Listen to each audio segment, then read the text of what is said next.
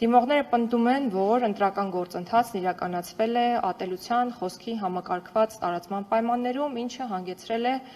ընտրական իրավունքի հիմնարար սկզբունքների խախտման։ Հատկանշական է, որ այս պնդումն անում են այն դիմողները, որոնք տարիներ շարունակ քաղաքացիական պայմանագիր կուսակցության համակիրներին պիտակավորել են որպես դավաճան, անվանարկել այլազգերի ներկայացուցիչների անուններով, պնդել են, որ աջակցելով քաղաքացիական պայմանագրին աջակցում են դավաճանությանը։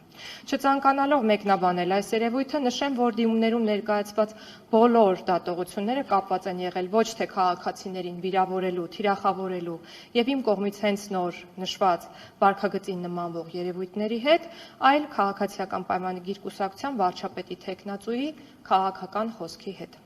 Քաղաքական խոսքը հատկապես նախընտրական քարոզարշավի ընթացքում գտնվում է արտահայտման ազատության առավել բարձր պաշտպանության ներքո։ Ընտրությունները հենց այն ժամանակահատվածն են, երբ հանրային հետաքրքրություն ներկայացնող հարցերի շուրջ պետք է ապահովվի կարծիքների, քննադատության, քաղաքական գնահատականների եւ նույնիսկ սուր կամ չափազանցված ձևակերպումների ազատ շրջանառությունը։ Մարդու իրավունքների եվրոպական դատարանի ձևավորած չափանիշների համաձայն արտահայտման ազատությունը պաշտպանում է ոչ միայն այն գաղափարները, որոնք ընդունվում են բարենպաստ կամ ընկալվում են որպես անվնաս, այլ նաև այնպիսի գաղափարներ եւ տեղեկություններ, որոնք կարող են ինչ-որտեղ վիրավորել, ապշեցնել կամ անհանգստացնել։ Հանրային հետաքրքրություն ներկայացնող հարցերով թույլատրելի է չափազանցության, անգամ սադրանքի որոշակի աստիճանը, այսինքն իր արտահայտություններում անձը կարող է որոշ չափով անզսպություն դրսևորել։ Մարդու իրավունքների եվրոպական դատարանի 2009 թվականի համապատասխան որոշումից է մեջբերումը, մենք գրավոր դիրքորոշմամբ այդ որոշումները կներկայացնենք բարձր դատարան։ Եվրոպական դատարանը բազմաթիվ գործերով արձանագրել է, որ նույնիսկ այն դեպքերում, երբ արտահայտություններն ունեցել են ակնհայտ կոպիտ, սուր կամ վիրավորական բնույթ, դրանք գնահատելով իրենց ընդհանուր համատեքստում դիտարկվել են որպես անմիջական հուզական արձագանք կամ կոշտ քննադատություն, այլ ոչ թե ինքնանպատակ վիրավորանք։ Բարձր դատարան այս գործի համար առանցքային նշանակություն ունի ինչպես քաղաքական խոսքի ներողություն եմ խնդրում ընդունելի լինելու, այնպես էլ դրա ազդեցության գնահատականի հարցը։ Այս առումով առանձնահատուկ նշանակություն ունի Սահմանադրական դատարանի ՍԴՎ 1606 որոշումը։ Այդ գործով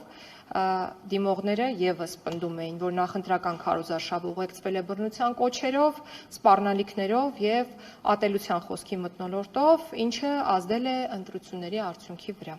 Սակայն Սահմանադրական դատարանը հստակ տարանջատել է արտահայտությունների գնահատման եւ ընտրությունների արդյունքների վրա դրանց ազդեցության հարցերը արձանագրելով։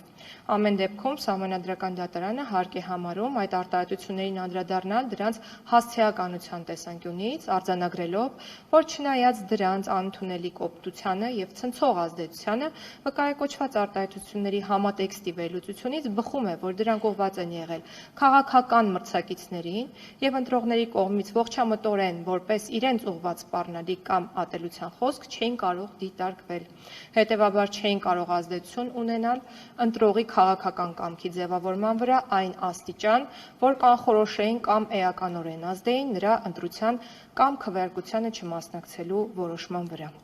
Այս իրավական դիրքորոշումը մեր գնահատմամբ ամբողջությամբ կիրառելի է սույն գործով։ Դիմողները պարտավոր էին ապացուցել ոչ միայն այն, որ քաղաքական խոսքը եղել է կոշտ կամ անընդունելի, այլև որ այն իրավական ազդեցություն է ունեցել ընտրողների քաղաքական կամքի ձևավորման վրա եւ իր ծավալով կարող էր ազդել ընտրությունների վերջնական արդյունքի վրա։ Նման ապացույց սակայն դատարանին չի ներկայացվել։